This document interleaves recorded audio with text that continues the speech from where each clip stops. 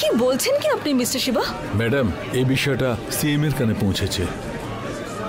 কালকে ব্রিজের ইনঅগুরেশনটা ক্যান্সেল করেছেন।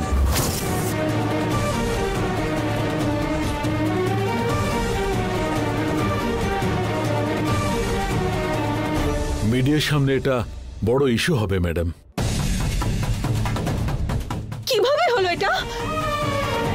কিভাবে? জানি না ম্যাডাম।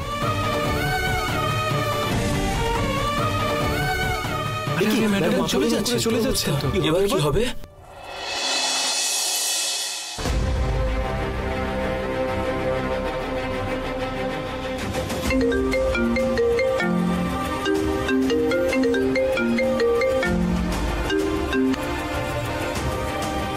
হ্যালো হ্যালো ম্যাডাম, আমি নিউজ 0 থেকে বলছি।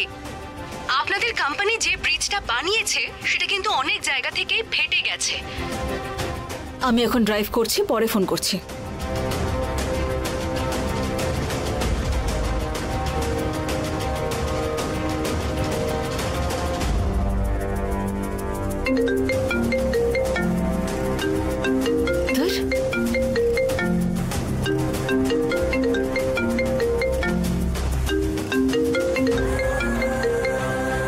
হ্যালো, এই আমি অঞ্জলি বলছি। কি রে, শুনলাম তোর কোম্পানি যে ব্রিজটা বানিয়েছে সেটা ক্র্যাক হয়ে গেছে। আমি এখন ড্রাইভ করছি, রাস্তায় আছি, তোকে আমি পরে কল ব্যাক করবো।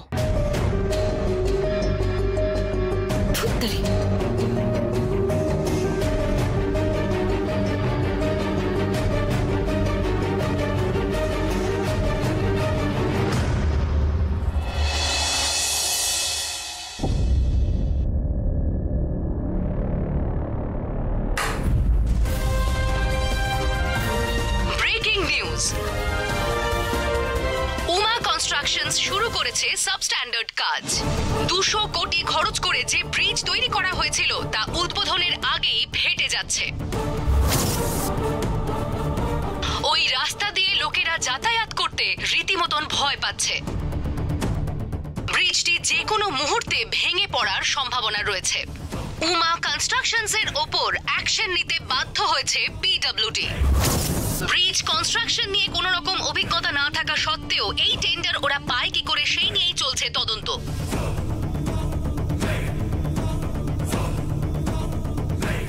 আস্তে আস্তে মানুষের ক্ষোভ বাড়ছে।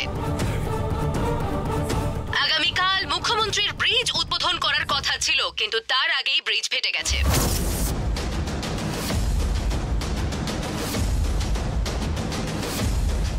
উমা কনস্ট্রাকশনস এর কাছে কি সাধারণ মানুষের প্রাণের কোনো মূল্যই নেই?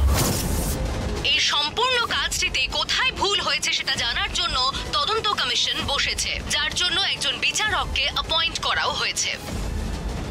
এখন মানুষের একমাত্র দাবি উমা কনস্ট্রাকশনের মাল